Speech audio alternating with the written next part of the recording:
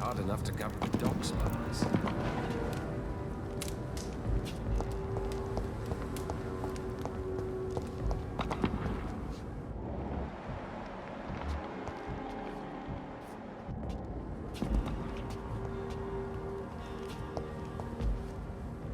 Good evening, Mr. Throgmorton. Dr. Reid, can I be of any assistance? Have you noticed anything suspicious lately? I'm afraid your posters were destroyed. It cost me good money to print those posters. Such a pity people don't take the vampire menace seriously. Did you really think the posters would be useful? See the sad saint of the East End? How a single man can help so many people? I consider myself the discreet protector of these men and women.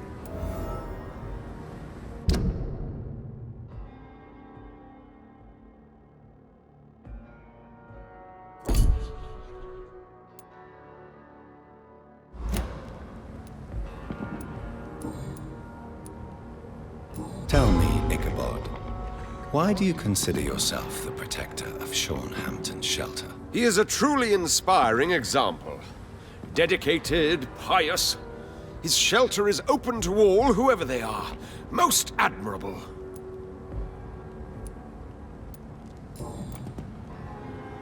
Goodbye, and good hunting, Mr. Throgmorton. So much noise. A vampire kills in utter silence. What on earth happened here?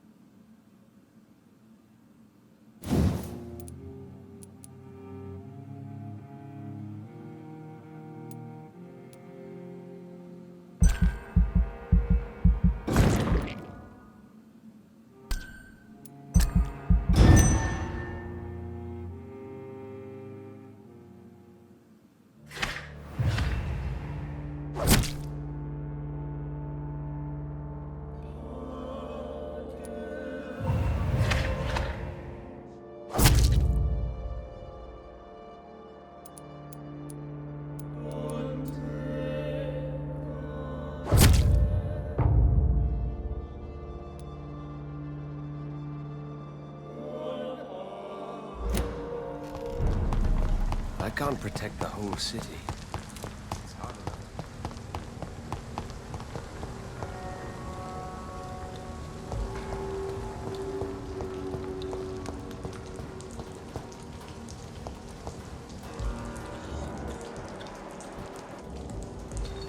certain you're not lost, sir? You seem quite the stranger to these parts. Good evening. I'm Dr. Reid. Do you need any help? Rest assured, I will help you, sir. Martin Nightingale, at your service. Please, take a look at my wares. Your merchandise. I don't really see anything worth having. No offense. None taken, sir. But please, I need to eat. Perhaps if you keep looking, you'd see something that takes your fancy.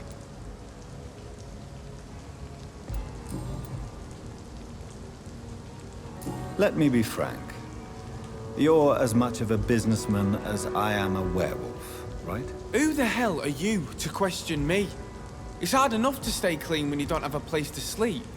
I'm doing my best here. I meant no offense, Mr. Nightingale.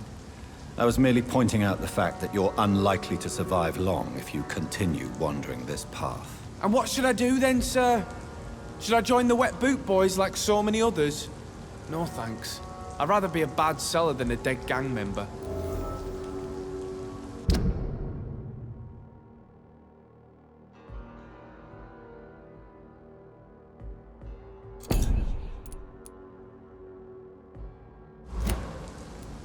What can you tell me about the neighborhood? Have you got any friends around these parts? Not really. Miss Gillingham smiles and says kind words, but I know she's lost her marbles, especially since her son died. Tell me about this crazy woman. Madness is often mistaken for other conditions. The poor woman's mad, all right. Kind and all, but she has so much trouble remembering things. She's taken me for a son more than once.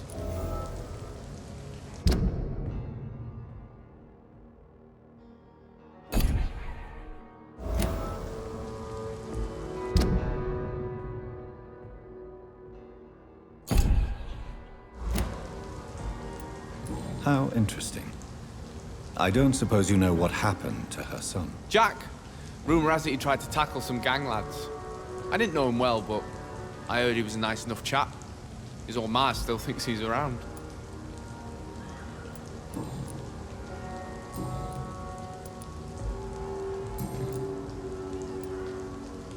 Why not try seeking help instead of peddling your wares?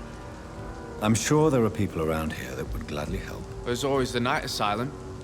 I heard it's run by a very nice man, but I'm no beggar. Not yet, at least. There is no shame in asking for help, my boy.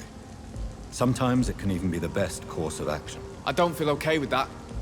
I'm gonna make a name for myself, and I'll do it by myself.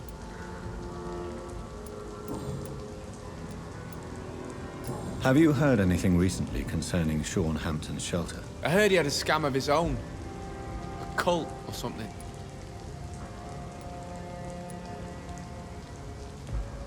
I found this watch.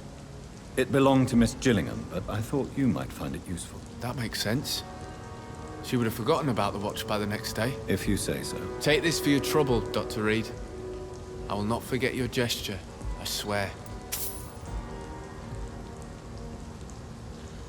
Show me what you have to offer then, Mr. Nightingale.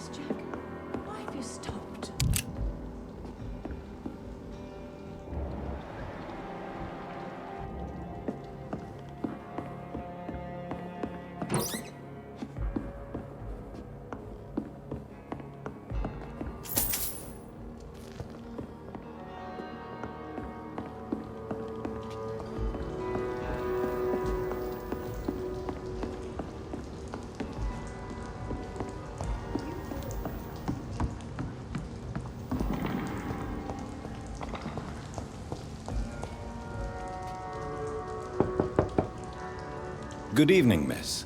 I'm Dr. Jonathan Reid. May I come in? I already took my medication, Doctor. But thank you. I'm sorry. Your medication? Have we met before? Don't tease me like that, Jack. Sorry, what? I think I should come in, miss. I'd like to check if everything is okay, what with the epidemic spreading across London. An epidemic, you say? How terrible. I had no idea. But where are my manners? Please do come in, Doctor. You are a doctor, yes?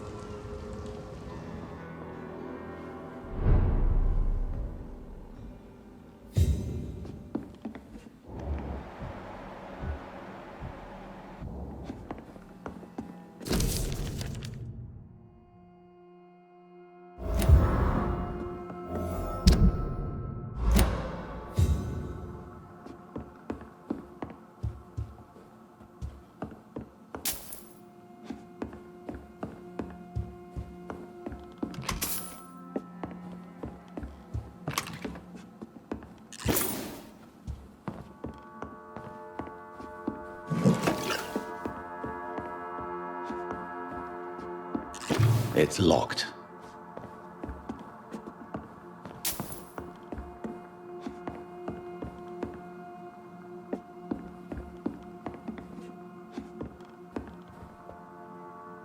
So, Dr. Tippett, what brings you back here? I heard whispers you had a job at that fancy hospital. I told you my name is Jonathan Reid. Don't you remember? Of course I do.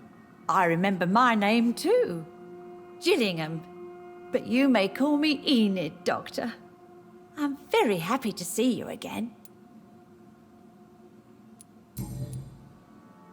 What can you tell me about this part of town? Oh no, I don't gossip. That would be most unbecoming of a lady such as myself. Who are the more influential figures on the docks? Well, I heard about some terrible illness going around. I would say in that case that it's you, Dr. Tippett. Is anyone taking care of you, Miss Gillingham? My son is always here to take care of me. He's a good boy like that, but I do worry that he needs to start living his own life. I would never say that to him, of course.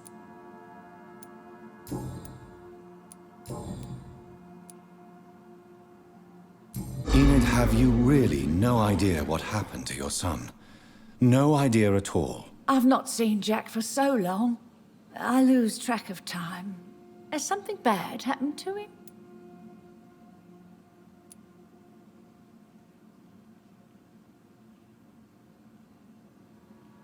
Jack is dead, Miss Gillingham. Of course he's not. I've seen him. Tonight, in fact. Ever the joker, Dr. Tippett.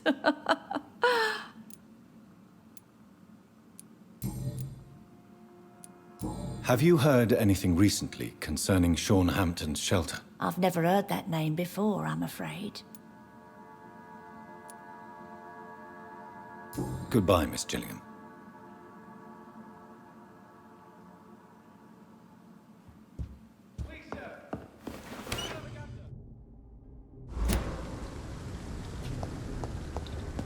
Yes. The place has changed since the explosion, but it was definitely here. I should find some way to pay my respects.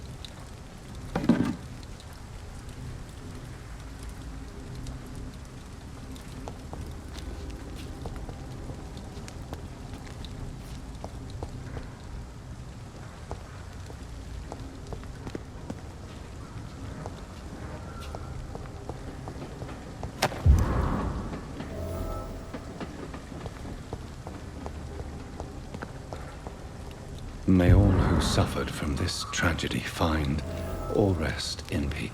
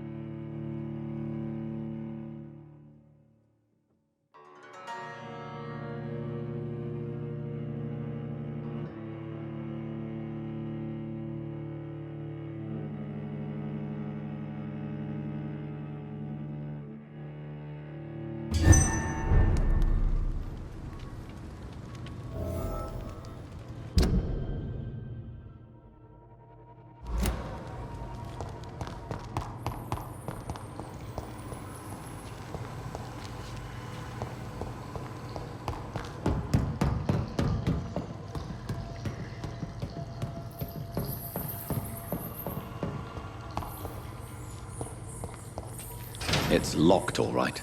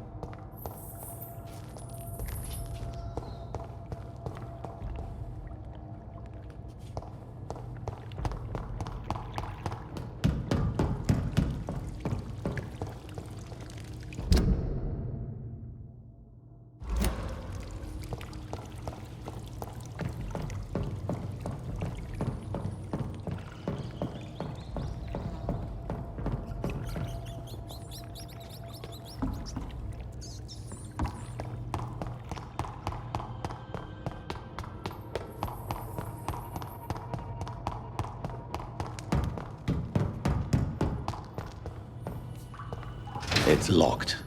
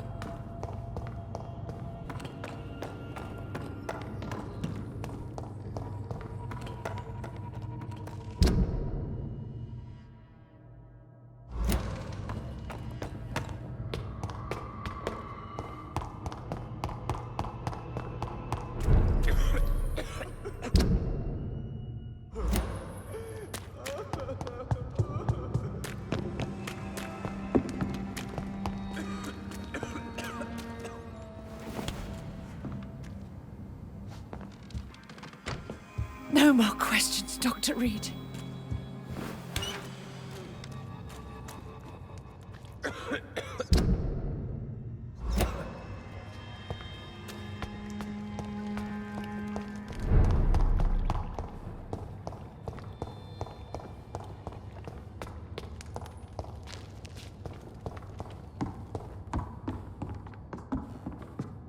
Rodney, you're the man who killed that gang member, are you not?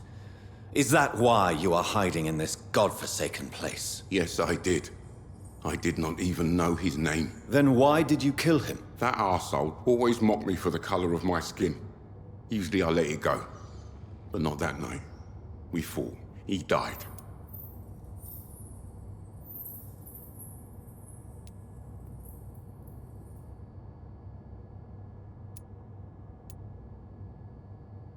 Unfortunately, I have met several murderers during my lifetime. You don't look like them. I can tell you're no cold-blooded killer. You're right, sir. At first it was just a simple argument between us. But the man had a bad fall. Believe me, Rodney, you won't survive here long.